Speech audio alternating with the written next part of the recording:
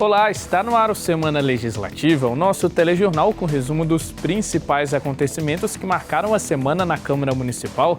Veja agora os destaques desta edição. Desrespeito às regras. Quase um mês após flexibilização, registramos flagrantes de pessoas sem máscaras e focos de aglomeração na cidade. Alívio. Vamos contar a história de uma paciente que venceu o coronavírus aqui em São José. Assim como ela, mais de 1.300 pessoas também se curaram da doença na cidade. Atividades culturais oferecidas no município são retomadas de maneira virtual. Cursos gratuitos vão desde artesanato e dança a aulas de música e teatro. Saiba como participar. Confira os principais assuntos abordados pelos vereadores na sessão de terça e os principais projetos aprovados na sessão de quinta. Solidariedade. Curso Alberto Santos Dumont, CAGE, cria ferramenta no site da instituição para arrecadar doações. Seja muito bem-vindo, o Semana Legislativa está no ar.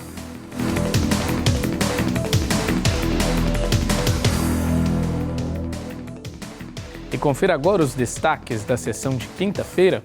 Durante a 41ª sessão do ano, foram aprovados 4 projetos.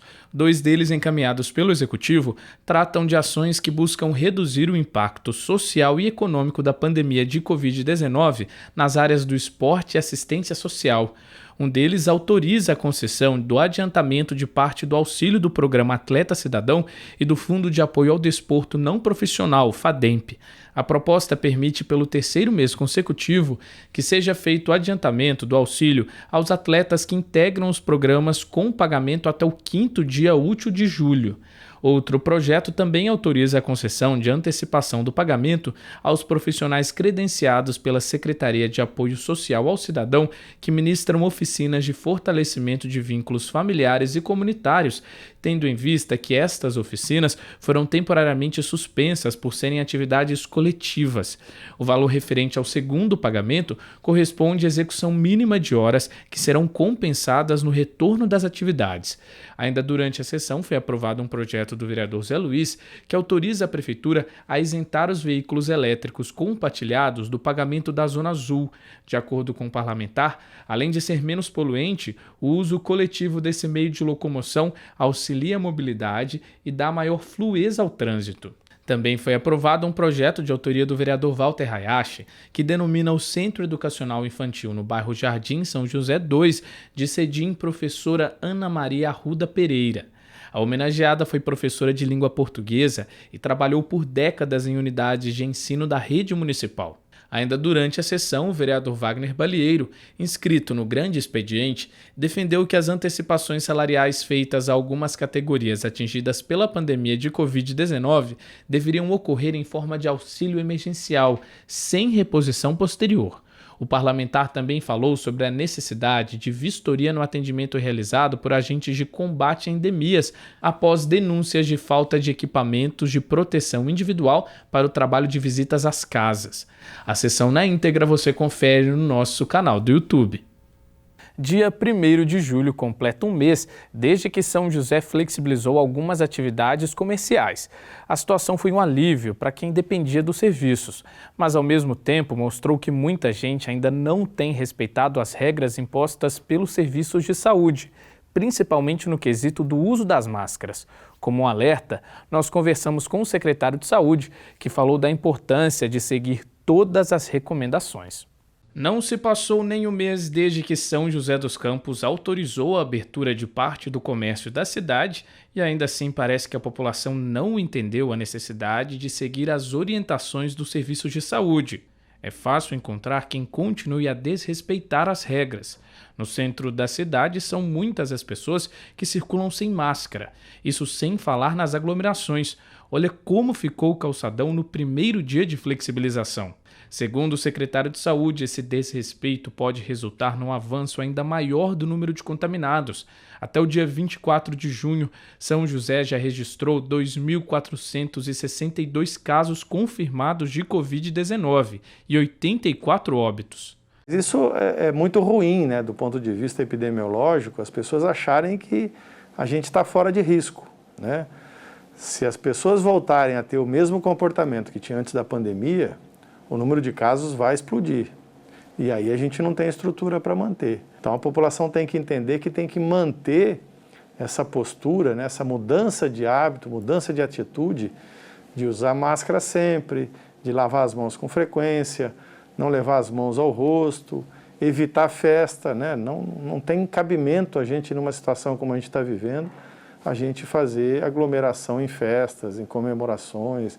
Isso realmente é uma exposição ao risco muito grande. E por falar em festas, a população de São José não está dando um bom exemplo, principalmente os jovens. A Guarda Civil e a Polícia Militar têm se mobilizado semanalmente para evitar encontros conhecidos como fluxos, além de outros registros de aglomeração. Isso quebra o ciclo de isolamento tão importante nesse período. E aí vai um alerta: se a situação piorar, a cidade pode voltar com as restrições mais severas. Isso é uma questão de crucial, né, de planejamento estratégico que a gente tem nesse caso. E o caso aconteça um descontrole, graças a Deus isso não aconteceu em São José, a gente pode tomar medidas mais severas aí de retroagir no que a gente conseguiu evoluir de um isolamento mais seletivo. Para amenizar os impactos da doença, todos precisam fazer a sua parte. Dados apresentados pelo ranking do isolamento do governo do estado mostram que no dia 23 de junho, São José dos Campos atingiu a marca de 47% de isolamento, o que colocou a cidade na 18ª posição entre os municípios paulistas. Quanto à ocupação dos hospitais, o município alcançou a taxa de 72,9% de ocupação de leitos de UTI exclusivos para o coronavírus e 64,5% de leitos de enfermaria. Segundo o secretário de Saúde, Danilo Stanzani, a situação só deve se normalizar de fato com a chegada da vacina, prevista para o ano que vem. A tranquilidade mesmo a gente só vai ter depois que a gente tiver vacina. E a vacina mais próxima da gente é para junho do ano que vem. Então essa mudança, né, o que o prefeito fala sempre do novo normal, ele vai ter que ser mantido até que a gente tenha a segurança de uma vacina eficaz contra o vírus. Enquanto a vacina não chega, a palavra de ordem é adaptação. Como lembram os médicos, a partir de agora as máscaras, o álcool em gel e as medidas de prevenção precisam fazer parte do nosso dia a dia. Ao fazer delas um hábito, já estaremos ajudando e muito no controle da disseminação do vírus. Mas para isso dar certo, essas regras têm que ser seguidas por todo mundo. Não dá para a gente ter certeza de nada com esse vírus, né? Ele tem um comportamento extremamente imprevisível. Em cada cidade, em cada país, ele tem um comportamento diferente. Mas até que a gente tenha uma vacina segura, realmente o isolamento, o distanciamento social, a mudança de hábitos, isso vai ter que reinar na nossa sociedade. E no próximo bloco você acompanha os destaques da sessão de terça e também vai saber como se inscrever nas quase 300 turmas dos cursos e oficinas culturais virtuais disponibilizados pelo município. Não saia daí!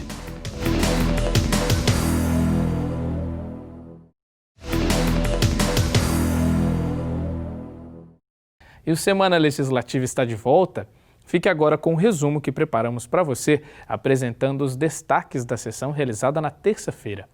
Os impactos da pandemia do novo coronavírus, educação e causa animal foram os principais assuntos debatidos pelos vereadores durante a 40ª sessão do ano. Vereadores destacaram os reflexos da quarentena em diversas áreas, como economia, educação, além da falta de consciência de alguns moradores que não estão respeitando as medidas de prevenção.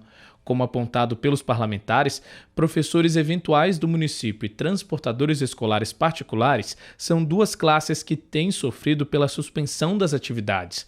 Quanto aos professores, foi pedida a renovação do adiantamento remunerado. Já para os transportadores escolares particulares, a solicitação foi de alternativas para que possam atuar no mercado de trabalho com seus veículos. Ainda na área da educação, parlamentares solicitaram a implantação de meia passagem aos professores da rede estadual e aos docentes eventuais do município, e também a redução do valor da mensalidade nas faculdades particulares, já que a maior parte das aulas está acontecendo de forma virtual. Na saúde, a reivindicação foi pela aplicação de testes em massa no município para identificar pessoas infectadas pelo novo coronavírus. Os números da doença também foram apresentados e os parlamentares cobraram maior atenção da população sobre a importância de seguir as regras de isolamento. Também foram citados na tribuna os reflexos na economia devido à crise gerada pela pandemia e a necessidade da manutenção de empregos. Os impactos afetam trabalhadores de diversas categorias, incluindo a Embraer, que teve o contrato com a Boeing rompido. Outro tema apontado na tribuna foi a causa animal, pelo retorno do programa de castração de cães e felinos no Centro de Controle de Zoonoses. Também foi defendida a ampliação na aquisição de vacinas para atendimento público dos animais. E na área do meio ambiente, ainda foi apresentado o novo PEV da cidade. Ainda durante a sessão, os vereadores aprovaram cerca de 10 documentos, entre requerimentos, moções e atas. Ainda foram lidas uma série de indicações, a maior parte com pedidos de serviços de manutenção pública. As sessões na íntegra você confere no nosso canal do YouTube. A quarentena tem sido um momento difícil para muita gente, né? Situação que pode ser amenizada com um pouco de arte e cultura. São José dos Campos oferece cerca de 300 turmas para cursos nas mais diferentes áreas, como artesanato, dança, música, além de opções culturais diversas. Atividades que voltaram a ser realizadas, mas de maneira virtual. Se você tem o interesse em participar, nós vamos te dar um incentivo a mais agora na reportagem. É da oficina montada em casa que o professor Evaldo prepara e realiza as aulas de mosaico oferecidas pela Fundação Cultural, que antes aconteciam em um espaço próprio para receber os alunos. Essa foi a alternativa encontrada para manter as atividades, que agora acontecem de maneira virtual. Um desafio, segundo o professor. Foi preciso até mesmo adaptar o material das aulas práticas. Os azulejos de cerâmica agora são peças de papel. Eu peguei as imagens das ondas da calçada de Copacabana e a gente está trabalhando em cima desse modelo que nos pede também o que eu passo, que são as linhas de percurso, linhas de contorno, que aí já são termos técnicos dentro da arte musiva, do mosaico. Mesmo com a mudança, como conta Evaldo, o conteúdo e o aprendizado não foram impactados. Nas aulas que recebem o apoio de um aplicativo via celular ou computador, os alunos podem se comunicar, tirar as dúvidas e mostrar como a atividade está sendo realizada. O importante mesmo, de acordo com o professor, é continuar com os trabalhos, ainda que para alguns a tecnologia com o celular seja outro desafio. No começo ficaram meio assustados, porque muitos deles também não têm como, assim, a gente também não tinha habilidade com a técnica do aplicativo. Depois, com o passar do tempo, foi neutralizando e está tendo uma resposta tranquila. A Márcia é uma das alunas do professor Evaldo e conta que se adaptou bem ao modelo virtual. Para ela, o mais importante é garantir o aprendizado. Manteve os alunos próximos, mesmo de forma online, mas a gente interage na sala, continua com as atividades, mantém a nossa rotina durante a semana. Então foi uma ideia excelente continuar com as aulas, mas de forma online. E não foi só a aula de mosaico que foi retomada, não. Ao todo, segundo a Fundação Cultural, quase 300 turmas dos mais variados cursos e oficinas se adaptaram ao modelo virtual. Acessar o conteúdo é simples, está disponível a um clique no site da Fundação. São aulas de artesanato, música, teatro, dança. O link de acesso fica na lateral direita do portal e os cursos foram organizados de acordo com a instituição, horário e dia da semana. As oficinas são abertas ao público e gratuitas. Qualquer pessoa acima de 6 anos pode participar e não é necessária nenhuma experiência. É tudo gratuito, não precisa ter experiência anterior, tem para várias idades, tem para vários segmentos artísticos. Então está interessado em música, quer tocar um instrumento musical, tem atividades de música, quer aprender teatro, quer aprender dança, quer aprender circo, quer aprender desenho. A grande novidade agora dessa retomada, né, é que conseguimos retomar as atividades da cultura digital também. Então, quer aprender a fazer vídeo, quer aprender a fazer stop motion, quer aprender a fotografar, entra no site da Fundação Cultural Cassiano Ricardo ou no aplicativo São José Viva e é só entrar, não precisa de inscrição.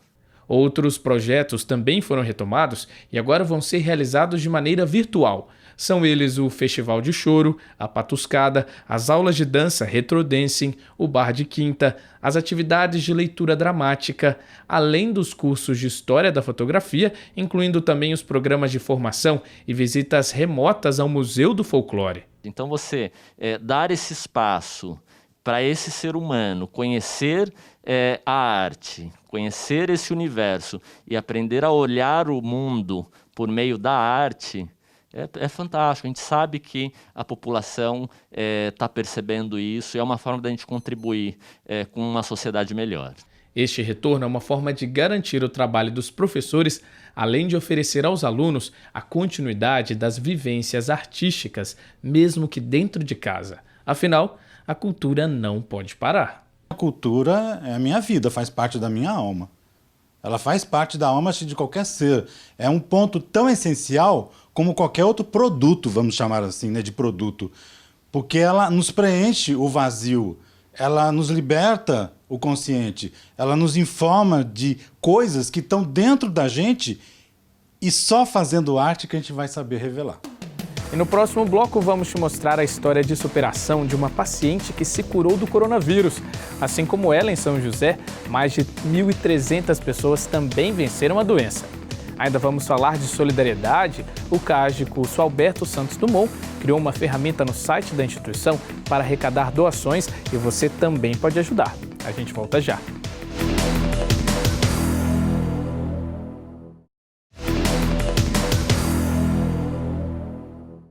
Estamos de volta com Semana Legislativa. Você conhece o trabalho do CAGE aqui de São José? O curso Alberto Santos Dumont oferece aulas de cursinhos preparatórios a estudantes de famílias carentes da nossa cidade. Para ampliar ainda mais esse alcance, a entidade tem criado mecanismos para arrecadar doações ou apoio de parceiros nos projetos. A Câmara já é uma parceira e dessa parceria surgiu o programa Educage. Você também pode ajudar e nós vamos te mostrar como na reportagem. O incentivo às doações já aparece em destaque na página inicial do site do CAGE, o curso Alberto Santos Dumont. Essa é uma das formas de contribuir com o trabalho da instituição, que oferece aulas de cursinho pré-vestibular para adolescentes e também cursos preparatórios para as provas de bolsas em colégios particulares para alunos de baixa renda. Um trabalho em prol da educação que merece reconhecimento. Estatísticas apontam que no país 58 a cada 100 brasileiros não tiveram acesso ao ensino médio. O número é ainda mais alto quando chegamos ao ensino superior. Nesse caso, a cada 100 brasileiros, 85 não tiveram a oportunidade de cursar uma universidade, realidade que o CAGE vem tentando mudar. O CAGE ele tem um propósito muito forte, que é romper o ciclo da pobreza por meio da educação. Mas o que é esse ciclo da pobreza, né? Um jovem de baixa renda hoje, ele infelizmente não vai ter uma educação de qualidade. Por quê? Porque o ensino público do país hoje ele é muito precário e ele também não tem condições de pagar o ensino particular. Então esse jovem ele fica muito desestimulado a chegar no ensino superior, por exemplo, e ele vai buscar um subemprego, né? E vai se satisfazer com aquilo e essa cultura ela vai sendo passada para os seus filhos.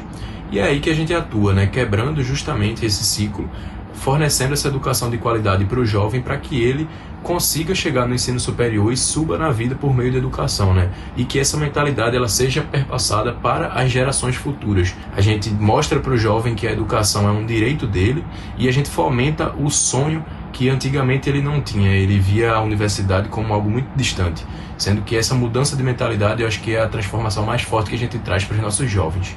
Por ser uma instituição mantida principalmente com o trabalho de voluntários, o CAGE precisa de todo o apoio possível. Por isso a importância da sua doação. Ajudar é fácil e vai fazer a diferença na vida de muitos alunos carentes que buscam uma oportunidade. Você pode contribuir doando a partir de R$10, mas também é possível ser um parceiro e ajudar com doações mensais ou apoiar projetos da instituição.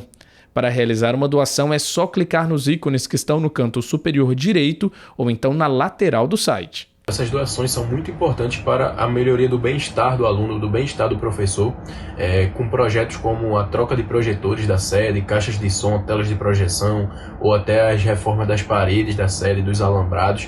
Isso faz com que o ambiente fique muito melhor para todo mundo que frequenta a nossa sede e principalmente os nossos alunos, né? E um exemplo muito forte de um projeto que foi concretizado por meio dessas doações foi o projeto das cestas básicas. Nós conseguimos arrecadar dinheiro e comprar cestas básicas para os alunos que foram mais afetados por essa crise. Então foi muito legal essa arrecadação. Para que você conheça melhor a importância do CAGE, a instituição já ajudou 4.000 alunos a ingressarem no ensino superior e todos os anos recebe em média 760 estudantes que fazem a preparação ou para o vestibular ou então para tentar bolsas em escolas particulares. São mais de 90 professores voluntários, além do corpo de voluntários que atua nos setores administrativos. Toda a gestão é feita por alunos do ITA.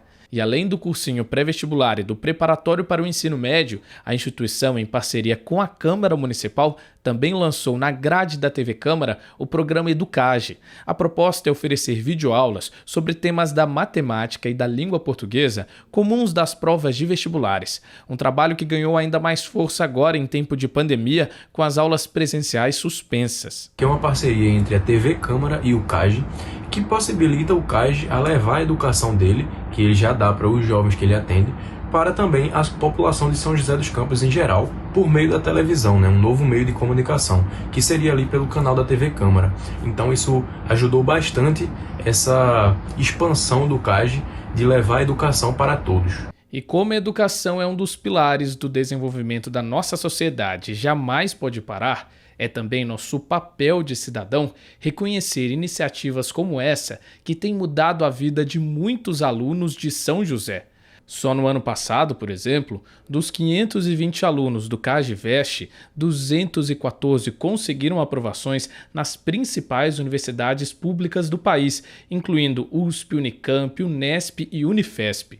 Números que, se depender dos professores e outros profissionais voluntários, só vai aumentar, assim como a busca por novos projetos e parcerias. Nós defendemos que todo mundo tem direito à educação e visamos uma equidade no sistema educacional brasileiro. Dessa forma, nós pensamos em fornecer educação para todos, seja por meio de um ensino à distância, como já se começou com o EduCage, como também com o aumento da nossa estrutura, da nossa sede, para atendermos cada vez mais alunos. Então, nosso sonho é realmente impactar cada vez mais pessoas com o nosso trabalho. E a gente sabe o quão difícil está sendo esse período de pandemia do novo coronavírus, né? Sabemos a dor de quem perdeu algum ente querido, mas também a felicidade daqueles que conseguiram resistir à doença e que, felizmente, são muitos. Aqui em São José, mais de 1.300 pacientes já se recuperaram da doença e nós vamos te contar um pouco da história de uma dessas pessoas. É uma grande vitória e todos que enfrentaram esse momento difícil reforçam ainda mais a importância de fazermos a nossa parte para evitar a disseminação do vírus. Aos poucos, a vida de Renata vai voltando ao normal. Aos 42 anos, ela pode dizer que nasceu de novo após sofrer com graves problemas respiratórios causados pela Covid-19. A técnica de enfermagem começou a desconfiar que estava contaminada com o novo coronavírus após sentir alguns sintomas, como febre e dores no corpo, que a impediam de fazer atividades normais do dia a dia. Um cansaço inexplicável pelo que eu estava fazendo, né? Eu não fazia nada, eu estava, assim, cansada. E uma falta de ar já vinha e dor no corpo. Até que eu resolvi, falei, vou medir a temperatura para ver. Daí eu estava com 38. Então, a febre foi a certeza que tinha alguma coisa errada mesmo, né? Que se a temperatura está alta, então isso é os sintomas de alguma coisa. Depois de passar 10 dias internada em um dos leitos preparados para receber pacientes da Covid-19 no Hospital Municipal, Renata recebeu alta no final de maio e entrou para a lista das mais de 1.000 pessoas recuperadas da doença em São José dos Campos. Após o susto e ainda com dificuldade ao falar, ela diz que está em processo de recuperação e repouso dentro de casa. Eu fiquei de repouso absoluto, eu só saí da cama para tomar banho e mesmo assim sentada na cadeira, com a minha filha me ajudando. Porque não que eu não quisesse, eu não conseguia. A força não volta assim, rápido. E a recuperação, ela é lenta. Até agora eu ainda canso para falar, você vê, já sabe quantos dias que eu já saí, né? Mas só vou sair mesmo a hora que eu estiver me sentindo muito bem, porque eu não quero voltar para lá, não. A Covid-19 é uma doença grave e ainda não há indícios concretos de que será controlada em breve. Para o secretário de Saúde de São José dos Campos, apesar de a preocupação com o novo coronavírus ainda ser muito grande, o número de pessoas curadas na cidade é positivo. A grande maioria, graças a Deus, se recupera, né? E se recupera mais rápido do que a gente viu na Europa. A Europa falava em os pacientes ficarem no respirador de 3 a 4 semanas no respirador. A gente viu nos nossos dados aqui oficiais do DataSUS, a gente consegue acompanhar que o nosso paciente fica internado, em média, 7,2 dias. Então, mesmo contando o período de UTI, realmente é muito mais baixo, mas ainda é uma coisa que preocupa, nos traz preocupação. A gente continua investindo, a gente ter assistência para todo mundo que precisar. E é sempre necessário reforçar que, para evitar a contaminação pelo novo coronavírus, o uso correto de máscara, álcool gel e a higienização das mãos e superfícies são muito importantes. Agora, Renata diz que vai redobrar os cuidados pessoais e com a família para evitar contágios também de outras doenças. No carro eu tenho um álcool que toda vez que eu entro eu passo no volante o álcool primeiro. Então eu me cuidava e eu peguei essa doença, esse vírus. Da onde que eu peguei esse vírus? Não sei. Eu vou continuar me cuidando como se eu nunca tivesse pegado isso e mais ainda agora, com certeza. E o Semana Legislativa fica por aqui. Até semana que vem.